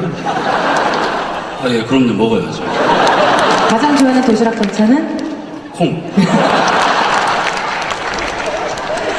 이렇게 엄격한 아버지시지만 아들로서 사실 자신의 롤모델은, 자신의 첫 롤모델은 항상 아버지가 되게 마련이잖아요. 아버지가 가장 존경스러운 순간은 언젠가요? 난 이럴 때 아버지가 자랑스럽다. 예, 제 입으로 아버지 자랑하기 좀 그런데, 역시 아드님도 그 부산 남자의 피를 받으셨어요. 그쵸? 근데 항상 자랑스럽습니다. 특히, 지금 얻으신 평판이 청렴결백하다는 평판인데, 한두 번의 자랑스러운 행동이 아니라 오랜 시간 이렇게 축적된 평판이 그렇다는 것이거든요. 그래서 그런 점이 항상 자랑스럽습니다.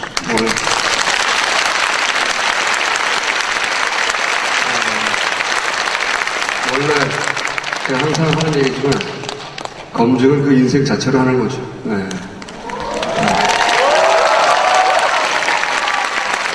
자, 그런데 아버지 단점은 뭡니까?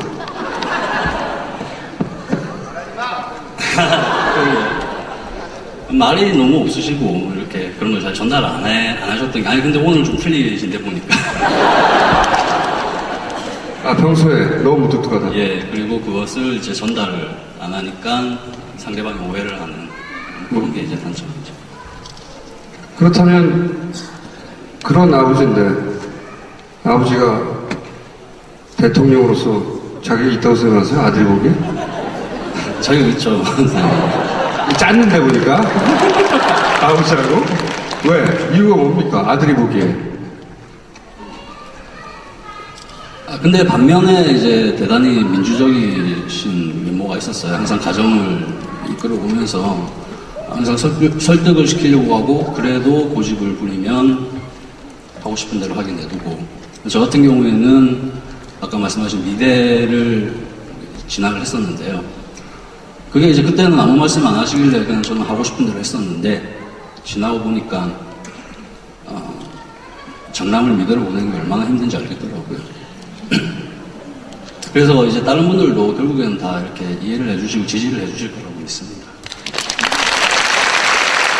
아니요, 장남을 미대에 보내는 게 힘든 것은 아니고, 이제, 무슨 예술중학교, 예술고등학교, 또는 일찍부터 입시 미술학원 다니면서 다들 이제 실기들을 배양을 하는데, 고3 갈 때까지 인문계여가지고, 맞아면 입시 미술학원 한번 다녀보지 않은 처지에 미대를 간다고 하니, 그게 과연 이제 가능할지, 그게 이제 걱정이 많이 됐었죠. 그런데, 또 본인이 워낙 하고 싶었던 일이라 또 그렇게 하니까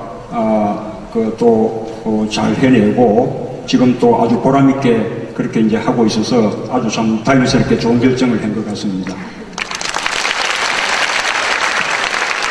근데 저는 이게 뭐 특별하게 뭐 이렇게 잘 해주시는 게 아니라 이렇게 계속 묵묵히 이제 가족 하고 싶은 대로 하게 뒤에서 지원해 주시는 그런 가장의 모습이 우리가 바라는 대통령의 모습이라고 생각을 합니다.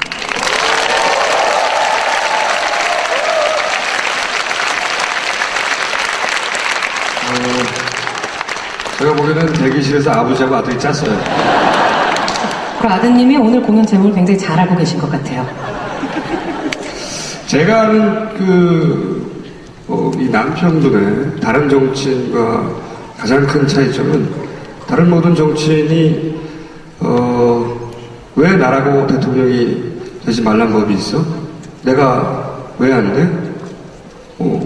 혹은 나여야만 해 라고 한다면 이 남편분은 완전히 달라요. 그 자리를 원한 적 없으셨죠? 예. 어쨌든 이제 정치 자체가 제가 이제 저에게는 맞지 않는다고 늘 생각을 해왔었지요. 제가 3년 전부터 얘기를 했었어요. 제가 3년 전 노무현 대통령 연결식 때 문재인을 발견했습니다. 발견하고 그 자리에서 제가 벌떡 일어서서 저 사람이 다음 대통령이다.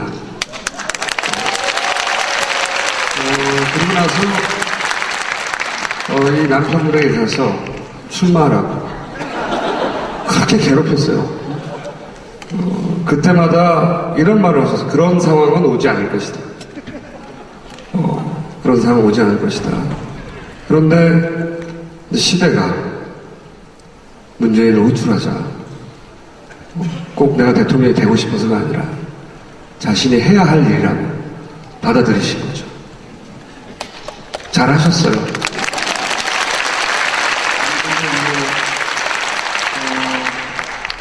그러니까 원래부터 이제 정치는 저하고 맞지 않다고 또 생각을 해왔던 터에 특히 이제 노무현 대통령을 통해서 현실 정치라는 게 얼마나 좀 고통스러운 것인지 그것이 이제 우리 국가나 우리 사회에 얼마나 크게 이제 기여하게 되는 일인지는 잘 모르겠지만 우선은 이제 그 본인이나 또 가족들 그 다음에 주변에 또 가까운 사람들은 참으로 참 고통스럽게 만드는 이제 그런 길이지 않습니까? 그런 것을 제가 옆에서 너무나 이렇게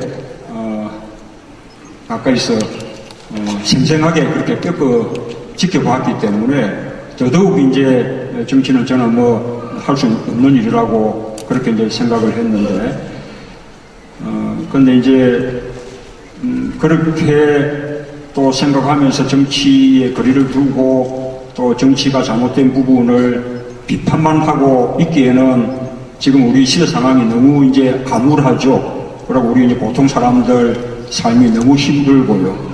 그리고 이제 정치 자체도 우리 보통 사람들하고 너무 동떨어져서 마치 이제 우리 보통 사람, 우리가 이 나라의 주인이고 또 정치의 주체가 되어야 되는데 마치 정치가 어떤 정치 세계, 정치인들끼리, 자기들끼리 어떤 정치, 우리 국민들의, 보통 사람들의 삶하고는 완전히 동떨어진, 그렇게 자꾸 이제 흘러가고 있는 현실 같은 게 너무 이제 아까워서, 너무 안타까워서, 제가 이제 기성 정치에 잘 맞출 생각은 맞출 자신은 없지만, 거꾸로 기성 정치가 우리 국민들이 좀 바라는 방향대로 이렇게 조금 달라져야 되겠다. 그런 생각을 이제 하게 됐고, 감히 그 역할을 한번 해보자. 그런 이제 결심을.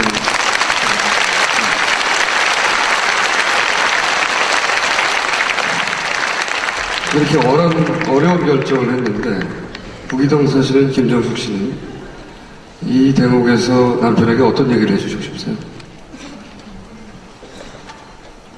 이제 시작을 했고요. 여기 오신 오늘 오전 2시에도 그렇고 많이 지지하시는 분들의 그냥 하염없는 아무것도 없이 그냥 지지해 주시는 그런 마음을 생각하면 또한 저희들도 책무감을 가져야 된다고 생각해요.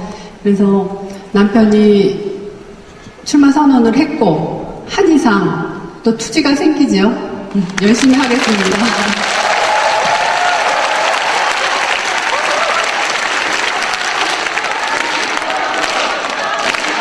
자, 김종수 다시 한번 3회에 걸쳐서 외치겠습니다. 하나, 둘, 셋.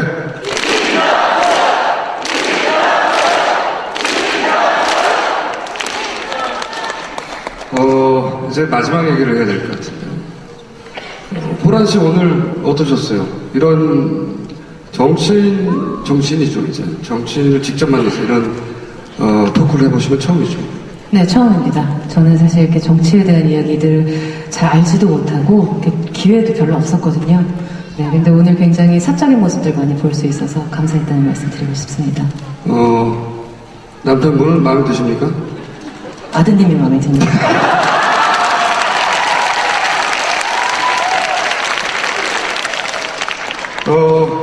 마지막으로 여기 오신 분들에게 이제 어려운 길 시작하셨는데 꼭 하시고 싶은 얘기 있으십니까? 예, 오늘 제가 이제 출마 선언문 제목을 정권 교체, 그리고 정치 교체, 또 이제 시대 교체 그렇게 그 제목을 달았거든요.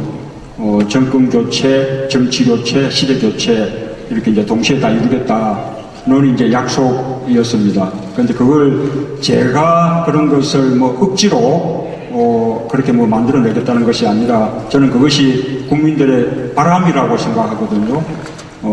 그렇기 때문에 당연히 그렇게 가야 되는 일이고 제가 그 앞에 서겠다 그런 뜻을 말씀드린 겁니다. 정권 교체는 뭐 다 당연하게 그렇게들 생각할 거고 정치 교체는 아까 이제 말씀드린 대로 우리 이제 보통 사람들이 그냥 정치의 객체나 어떤 대상에서 벗어나서 우리가 스스로 정치의 어떤 주인이 되어야겠고 정치를 보통 사람들을 위한 정치, 보통 사람들을 대접하는 정치로 그렇게 이제 바꿔야겠다는 것을 정치 교체로 그런 말로 표현을 한 것입니다. 시대 교체라는 것도 마찬가지죠. 이제는 어떤 대기업이라든지 그런 어떤 수출 기업이라든지 재벌 기업이라든지 그런 쪽을 중심으로 한 그런 이제 경제 정책 또는 국가 발전 전략에서 벗어나 가지고 우리 이제 이 보통 사람들을 어떤 중심에 놓는 그래서 중소기업이라든지 또 재래시장 상인이라든지 또는 영세한 자영업자들 이런 사람들 삶을 중심에 놓는 그런 경제정책, 그런 국가발전 전략 이렇게 시대가 이제 바뀌어야겠다는 거죠. 저는 그것이 국민들의 간절한 어떤 열망이라고 생각하기 때문에 그렇게 꼭 될 것이라고 확신을 합니다. 다만 그냥 되는 것은 아니죠. 정권 교체도 정치 교체도 그 다음에 또 이렇게 방금 시대 교체도 우리 이제 국민들, 시민들이 나서서 참여해야만 가능한 일이라고 생각합니다. 이 자리에 젊은 분들도 많은데 젊은 사람들도 더 열심히 참여를 해야 되고요. 그래야만 젊은 사람들에게 더 희망을 주는 또 젊은 사람들이 바라는 그런 세상으로 만들어갈 수 있을 것이라고 생각합니다. 여러분, 제가 이제 오늘 앞으로 가야 될 길이 저에게는 뭐 쉽지 않은 길이라고 생각합니다. 아주 이제 치열한 경쟁 그런 게 이제 남아 있죠. 저는 그 경쟁의 어떤 그 결과에 대해서는 걱정하지 않습니다. 그러나 경쟁의 과정은 정말 좀 이제 잘할 수 있을까 걱정도 됩니다만 여러분들께서 함께 해주신다면 반드시 이겨낼 수 있다고 생각을 합니다. 아까 말씀드린 그런 바람직한 세상 함께 만들자, 함께 나갑시다는 말씀으로 마지막 인사 말씀 드리겠습니다. 감사합니다.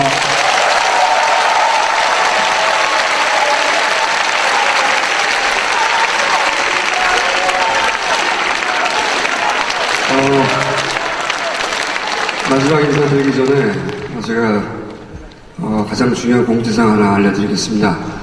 3년 전에 저 사람이 대통령이라고 외쳤을 때 주변에서 다들 웃었습니다.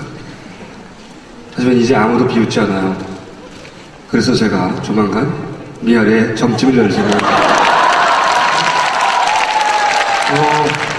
이제 우리 모두를 위해서 어려운 길에 나선 김정숙, 구기동의 김정숙, 그리고 그 남편, 그리고 그 아들을 위해서 큰 박수 부탁드립니다.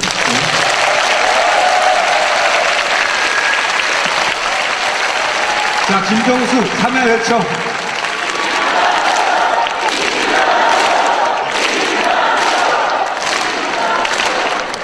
자, 지금까지 저 오른쪽 끝에는 제가 TV에서보다 실물을 보고 깜짝 놀랐던 호랑이 자, 씨. 추위 돌리세요. 자, 저는 김어준이었습니다. 감사합니다. 감사합니다.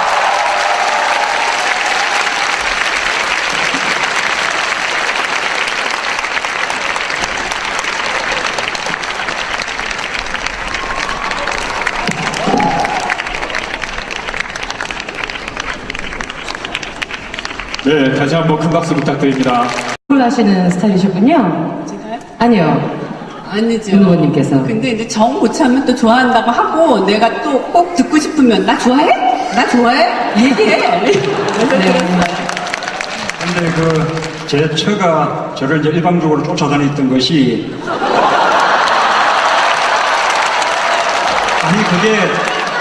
그게 물리적으로 그럴 수밖에 없었어요. 저를 이제 이렇게 사귀고 난 이후에 이제 뭐 붙잡혀가지고 이제 구치소에 수감되고 또 이제 또 석방되고 난 이후에는 또 곧바로 또 군대에 갔었거든요. 그럼 또 이제 또 제대하고 난 이후에는 학교 복학이 안 되니까 그때는 저 절에 가서 고시 공부를 했었는데 그러니 이제 뭐 구치소에 면회 와야 돼, 뭐 또 군대에 또 면회 와야 돼, 또 뭐 절에도 또 와야 되죠. 그렇게 뭐 물리적으로 늘 그렇게 쫓아다녔어요. 지금 말이 나와서 말씀인데 사모님께서는 그런 상황에 사실 주변 어른분들의 걱정도 많으셨을 것 같고요. 친구분들의 우려도 많으셨을 것 같은데 두렵지는 않으셨나요? 그때는 옳은 일을 하니까요. 두렵지는 않았고 내가 나서서 해야 될 일을 남편이 대신 해주니까 그냥 묵묵히 보는 것을 대신 해준다는 생각으로 열심히 면회 다녔어요.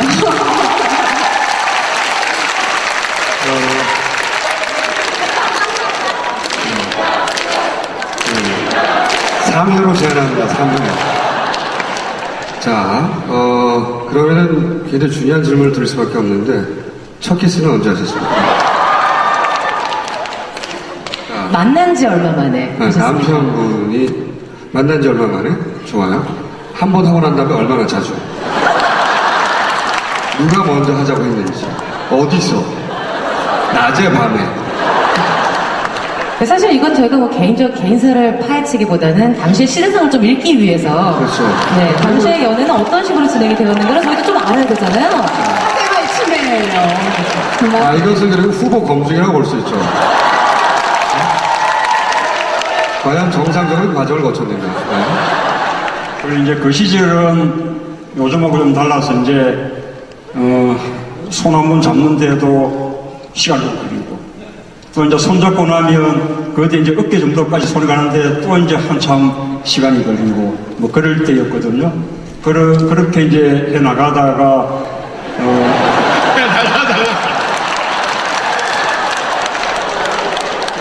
이제 결국 이제 헤어지는 게 아쉽고 그럴 때가 이제 오잖아요. 그럴 때 이제 집에 이제 보낼 때 그래서 자연스럽게 그렇게 오게 되더라고요. 그게 처음 만난 지 얼마 만이었습니까? 글쎄요, 자연스러운 시기에. 얼굴이 빨개지셨는데. 그것이, 구기동 김정수 씨에게 묻습니다. 그것이 자연스러웠나요? 상황이? 그때는 제가 이제 청와대에 남편이 온다고 그래서 부산 내려간 지 30년 만에 여기를 왔어요. 그랬더니 내 친구 애가 그러더라고요. 정수가. 나는 그 이야기가 안 잊혀져. 그래서 뭔데? 그랬더니 네가 제인 씨를 만나고 있으면서 만나도 그립고 보고 있어도 또 그립고 그런 얘기를 했는데 도대체 그게 잊혀지지를 않는다는 거예요. 전 다 잊어버렸거든요. 그럴 만큼, 그러니까 남편이 아까도 말씀하신 대로 구치소에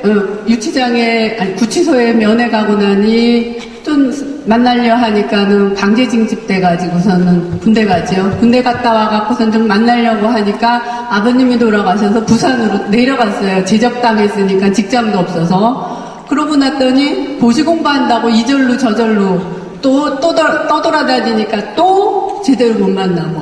그러고 난 다음에 이제 고시가 돼갖고서는 만났는데 그때도 유치장을 통해갖고 2차 됐어요 이래갖고 손 한 번 마주 잡아보지 못하고 그 이야기를 하고 그렇게 해서 항상 내 마음속에는 이 남자가 곧 갈 것만 같고 그런 거 시대 상황들 이런 것들이 내재돼 있었던 것 같아요. 그래서 만나도 그립고 보고 있어도 또 봐야지 될 것 같은 그런 안타까운 마음이 있었어요. 그래서 아마 그런 순간들이 있을 때 아마 남편하고 더 어떤 이런 진한 스킨십 같은 것을 제가 원했는지도 모르죠. 어지르고 나니까요. 정말 안타깝죠. 조마조마하고요.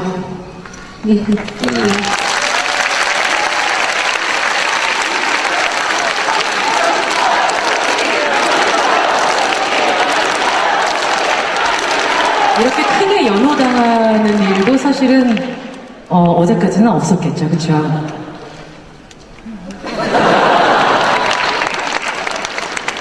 구기동 사실은 김정숙 씨에게 저도 이렇게 중요한 날, 저 개인적으로 굉장히 중요하게 생각하는 질문 하나를 드릴까 합니다. 인생은 얼마나 버셨어요? 책 인쇄. 인쇄는 저는 전혀 관여하지 않았어요. 얼마가 들어왔는지도 모르고 몇 퍼센트 받는지도 몰라요. 저는 오로지 지금 처음 결혼하고 나서부터 봉급 몇 퍼센트 자기 정해주면은 그거 받고 지금까지 살았어요.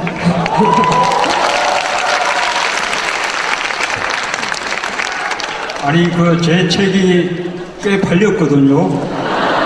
그래서 또 계속 또 잘 팔릴 참인데 그 순간에 우리 김어준 총수가 뭐 했죠? 아주 닥치고 정치 그 바람에 이제 제 책 팔리는 게 이제 뚝 떨어져 버렸어요. 그래서 밥을 안 사셨습니까? 그 이후로 단 한 번도 연락이 없으시다고. 자, 그러면은 두 번째 질문을 제가 구기동 김정숙 씨에게 드리겠습니다. 그리고 제가 중간에 경고 드리는데, 그 남편분은 제가 질문할 때 답하세요. 자, 따님은 출마 선언에 참석하지 않겠다고 얘기했습니다. 네. 안 왔죠? 오늘 출마 선언? 네, 안 왔습니다. 이거 조중동 기준으로 말하면 말이죠. 콩가루 집안입니다. 제가 이번에는 남편분에게 추궁을 드릴까 합니다. 평소 따님에게 어떻게 하셨길래 아버지가 무려 대통령 출마 선언을 하는데 참석하지 않겠다고 했는지 해명을 해주십시오. 그 정말 이제 가족들에게 미안한 점이죠. 이제 그 전에 제가 뭐 인권 변호사라든지 또 뭐 청와대 뭐 근무라든지 또는 뭐 노무현재단 이사장 그런 일들은 그냥 제 혼자 열심히 하면 되는 것이었거든요. 그리고 이제 그런데 지금은 그게 아니고 이제 저로 인해서 가족들까지도 사생활이 노출될 수 있는 이제 그런 이제 상황이 돼서 정말 좀 미안하죠. 우리 이제 제 처는 제 이제 또 이 정치를 반대했었는데 그래도 또 제가 또 정치에 또 나서니까 지난번도 국회의원 선거 좀 열심히 도왔거든요. 이제 앞으로도 이제 뭐 또 그렇게 뭐 도와주리라고 그렇게 생각을 합니다. 어쨌든 뭐 고마운 일이고요. 어쨌든 이제 아까 제 딸도 제가 아까 이 독립공원에서 출마 선언할 때 단상에 오르진 않았지만 그냥 그 군중 속에서 그 장면을 지켜본 것으로 그렇게 합니다. 아마 오늘 여기도 어딘가 보이지 않는 곳에 있을지 모르겠습니다. 그러나 찾지 마시고 그런 그 사생활에 또 뭐 그런 거 또 보호를 해주셨으면 고맙겠습니다. 오히려 젊은 세대한테는 더 공감을 얻을 수 있는 사건이 아니었나 싶어요. 저는 오히려 이렇게 중요한 행사에서도 개인의 선택을 존중할 수 있는 분이라는 생각에 오히려 더 긍정적인 입장을 가졌습니다. 네, 고맙습니다. 그래야죠. 각자 자기 역사가 있는 것이니까, 우리 이제 또 딸은 이미 이제는 제 딸일 뿐만 아니라 이제는 이제 그 결혼을 해서 남편도 있고, 그 다음에 또 아주 또 소중한 또 아이, 저한테는 손자가 되죠. 이제 그 가정을 또 이제 책임져야 되는 입장이니까 마땅히 그 의사가 존중되어야 된다고 생각합니다.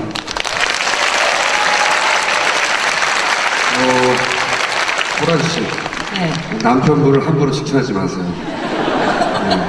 지금 무대 위에서의 저는 굉장한 알력이 느껴지거든요. 오늘 대본대로 가지 말자고 하신 이유가 뭔지 알 것 같아요. 근데 오늘 남편분의 기세를 보면요, 김호준 씨도 그냥 마냥 공격만 하고 계실 것 같진 않거든요. 자, 네, 파이팅! 제가 이 사연을 며칠 전에 들었어요. 그 탁현민 씨가 이렇게 얘기를 했습니다. 따님이 도저히 설득이 안 된다. 그러면서 이렇게 얘기했다고요. 아버지 출마도 개인적으로 반대다. 아버지가 절대 자기를 위해서 나서고 있는 게 아니라는 것을 알지만 그건 아버지의 일이고, 그리고 아버지는 단 한 번도 가족에게 무엇인가를 강요하거나 따르라고 한 적이 없다. 정말로 따님에게 한 번도 자신의 뜻을 따르라고 윽박지르거나 혼내신 적이 없습니까? 남편? 예, 그래서 이제 여기에 이 가족이 함께 왔으면 좋겠다고 그렇게 우리 이제 타계민 교수가 이야기를 해서, 저는 그렇게 강요하기 어려우니 우리 탁 교수가 한번 설득을 해보시라. 그래서 아마 전화를 했는데 방금 이렇게 말하면서 이제 거절을 했다는 겁니다. 그래서 제가 이제 그 이야기를 또 딸이 지한테 이제 알려왔어요. 그런데 이제 우리 딸이 우리 탁 교수나 우리 김호준 총수 광팬이거든요. 그래서 제가 야니 오면 우리 탁 교수며 김호준 총수며 사인 받을 거다. 예, 그렇게 이제 꼬셨는데 어쨌든 뭐 무대 위에 오르는 것은 싫다는군요. 한 번도 윽박지르는 적은 없다 이러시죠. 예, 뭐. 자, 그럼 호란 씨, 고기동 김정수 씨에게 확인해 주세요.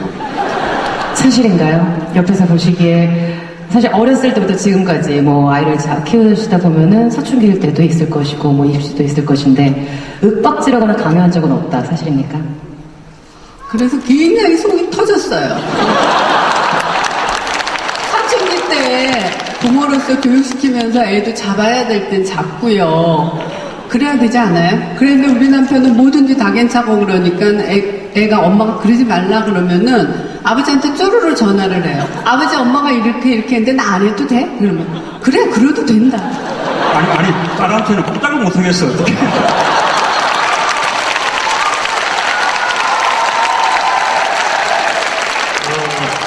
호란 씨, 이런 아버지 어떠세요? 황홀하죠. 딸로서는 정말 너무 좋은 아버지시죠. 네, 저희 아버지는 사실 좀 엄격한 편이시긴 했는데요. 그래도 사실 딸이 기댈 때는 아빠거든요. 마지막에 잘하는 때는. 네, 따님이 참 행복하셨을 것 같다는 생각이 듭니다. 네, 자식을 이 독립된 인격체로 자기 결정권을 완전히 인정해주는 대단히 근대적인 우리나라 사회처럼 그렇게 가보지 않은 제가 심한 사회에서 굉장히 보기 드문 아버지죠. 그렇게 훌륭하신 분이 왜 밥을 안 샀어요?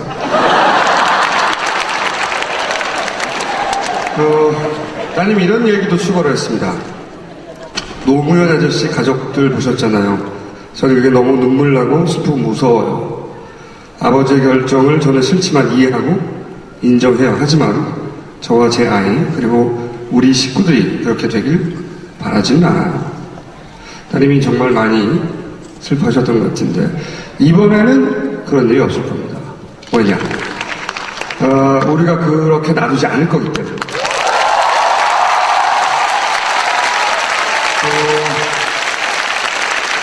여러분들도 그런 일이 일어났다 마지막으로 그냥 놔두지 않으실 거죠? 네, 그러면 지금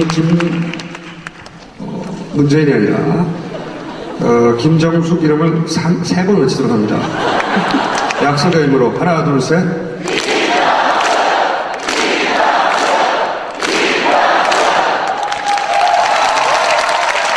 자, 약속했어요.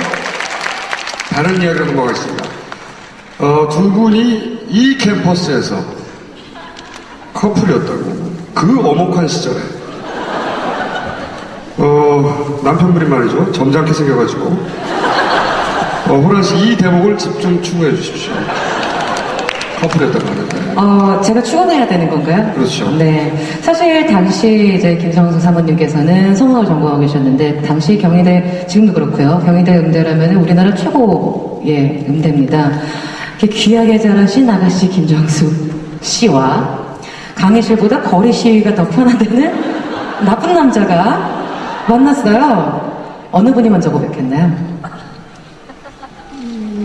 제가 많이 더 좋아하지 않았나. 말로는 그랬어요. 그런데 우리 남편은 말을 잘 안 해도요, 눈빛으로 항상 말을 했어요. 그 눈빛이 뭐라고 했나요? 반짝반짝 하면서, 나 너 좋아해, 나 너 좋아해. 이럴 것 같았어요.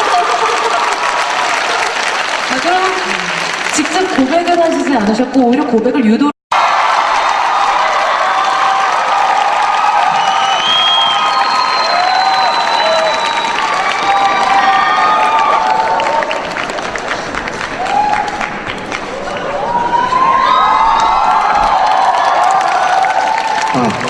안녕하세요. 김호준입니다.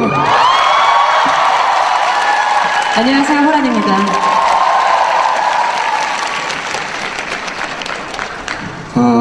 많은 분들이 오셨는데,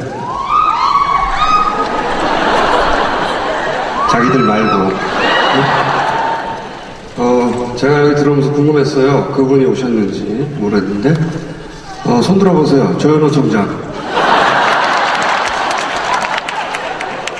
안 오셨나? 네. 아쉽네. 오셨으면 저희 김용민과 함께 급 만남을 제가 추진합니다. 호란 씨 안녕하세요. 네, 안녕하세요. 반갑습니다. 저 오늘 이 자리에 있으니까 역시 김어준 총수의 인기를 실감할 수가 있네요. 아까 처음에 저희가 이렇게 등장을 했잖아요. 영상이 끝나고. 그러니까 이제 화면에 등장 장면을 카메라로 잡아서 보여줍니다. 제가 한 번도 안 잡히긴 참 힘든데, 네, 앉을 때까지 제가 이렇게 봤어요. 언제쯤 잡힐까? 안 잡히더군요. 감사합니다. 우리 대본을 보는 말이죠. 이쯤에서 호란 씨가 저에게 앞에 공연 중에 가장 기억에 남는 게 뭔가요? 이렇게 물어보게 돼 있어요. 네. 네, 이 대본은 윤도현 씨, 김재동 씨, 김 씨 모두 소속된 기획사 사장님이 자신의 의욕이 넘쳐서 본인이 직접 작성한 대본입니다.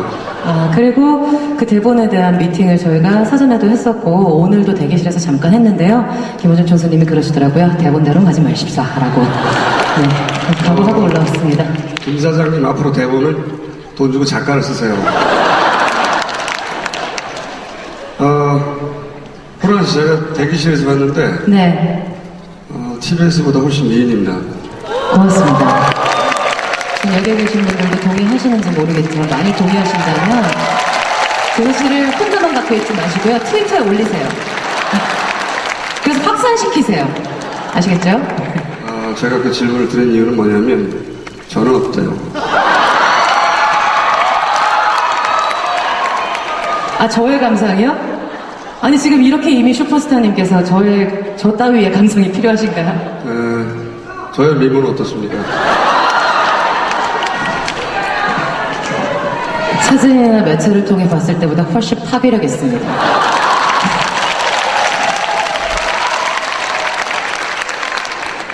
자, 그러면 파괴력 있는 외모 좋아. 이거 미모 호란이 오늘 함께 모시고 이야기 나눌 주인공 모십니다. 구기동에 사시는 김정숙 씨와 그 남편 올라왔습니다.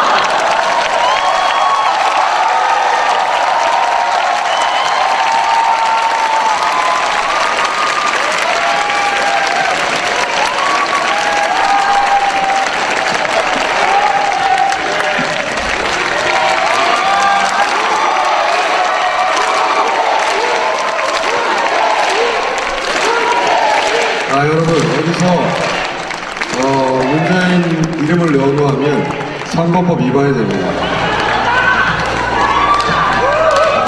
그렇죠. 김정숙을 외쳐주세요.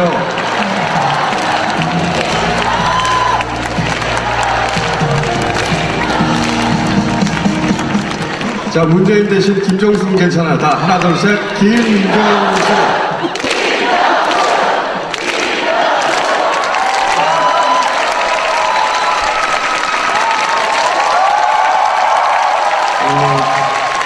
앞으로 뭔가 흥을 받아서 연호하실 때는 문재인 말고 김정숙을 외쳐주세요. 문재인을 외치는 것은 선거법 위반이 될 소지가 있기 때문에 나가보기도 전에. 자, 그럼 앉아주십시오. 네.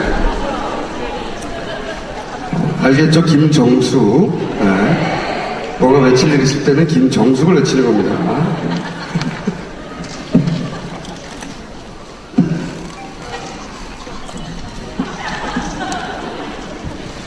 자, 두 분 자기소개부터 해주십시오. 네, 저는 부산시 사상구 엄궁동에 살고 사상구 국회의원 문재인의 부인이고요. 지금은 오늘 아침에 대선 출마 선언했네요. 예.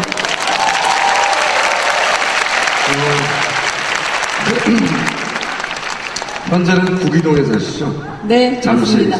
그래서 제가 구기동에 사시는 김정수 씨로 외치겠습니다. 네. 그 옆에 그 남편분 자기 소개해 주시고. 예, 저는 뭐 김정숙의 남편 문재인입니다.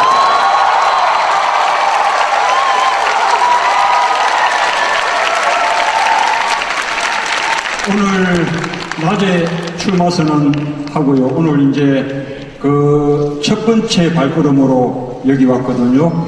근데 여기가 제 모교입니다. 이 모교에서 여러분 뵙게 더 반갑습니다. 저도 제 목표이기도 합니다.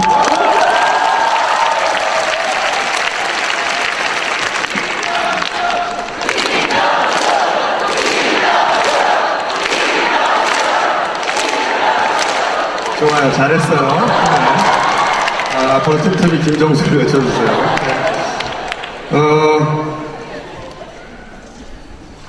제가 이번에 이제 김정숙 씨 남편, 공식 무대 사회 두 번째입니다. 제가 첫 번째 한 게 언제인 줄 아십니까, 호란 씨? 뭔가요? 제가, 한 3년 전부터 인터뷰를 하자고 그렇게 따라다녔는데, 절대 인터뷰를 안 해주셨어요, 이 남편이. 왜 그러셨을까요? 그러다가 작년에 본인이 책을 냈습니다. 책이 잘 안 팔리자 저를 부릅니다. 책 장사를 하겠다고. 사실인가요? 김정숙 남편님? 예, 그 제 책 내고 그 콘서트 첫 번째 네. 그 사회를 보셨어요. 그때 책이 안 팔리자 인기 절정에 저를 불러서 책 장사를 하시겠다고. 그래서 책이 몇십만 권이 팔렸다고 해요. 네. 그러나 중요한 것은 저한테 답을 한 번도 안 샀습니다. 오늘 저의 뒤끝을 보시게 될 겁니다. 제가 아시다시피 신문 그리고 방송까지 모두 거느린 언론사 사주 아니겠습니까? 굉장히 공사 다망한데도 불구하고 제가 이렇게 와드렸는데 어떻게 감사하십니까?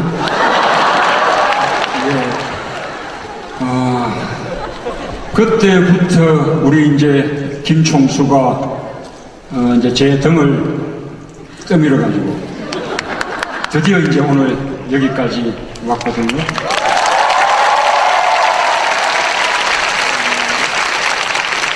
오늘 이제 출마 선언 하고서 이제 그 느낀 그 마음이 정말 참 드디어 여기까지 왔구나. 이제는 돌아갈 수 없는 그런 다리를 건넜구나. 그런 이제 생각이 들었습니다. 그래서 이제는 이제 앞만 바라보고 올인할 일만 남았다. 우리 김어준 총수 그 표현대로 하면 이제 닥치고 올인이죠. 그런데 우리 김총수도 그동안 이제 제 등을 떠민 뭡니까 공이 있는 만큼 앞으로 좀 책임을 많이 져주셔야 돼요. 그 얘기를 옆에서 듣고 계신 사모님께서 표정이 어떤 표정일까 굉장히 궁금해요. 지금 얘기를 들으시면서 뭔가 생각에 잠긴 표정이셨는데요. 어제와 오늘 굉장히 큰 변화가 있었잖아요. 어떻게 좀 다른 느낌이신가요? 어떤 기분이신가요? 굉장히 걱정되죠. 남편이야 올인한다고 그러지만 이 자리를 만약 피하고 싶으면 피하고 싶어요. 사생활이 노출이 된다는 건 굉장히 부당하거든요. 참을 수 없고요. 그리고 남편이 지금까지 인권 변호사로서 아주 성실하게 지금까지 살았고요. 또 청와대 들어가서 아침마다 넥타이를 매면 자기가 다짐을 하는 게 눈빛을 통해서 보여요. 국가에 충성해야지 되고 국민한테 봉사해야지 되고 자기 자신을 다잡아야지 된다 그러면서 굉장히 그러는 걸 보면 참 안타깝고 안쓰러웠어요. 그러나 이제 그건 또 가야 될 길이라서 있었는데 또 그 이후에 이제 노무현 재단 일을 해서요. 굉장히 열정을 가지고 책임감을 가지고 하시기에 이제는 이만하면은 개인이 사회나 사람들에게 할 수 있을 만큼은 성실하게 참 최선을 다해서 다 했다. 이런 생각을 하고 이제는 좀 피하고 싶다, 쉬고 싶다 이런 생각을 했는데 오늘 이렇게 엄청난 일을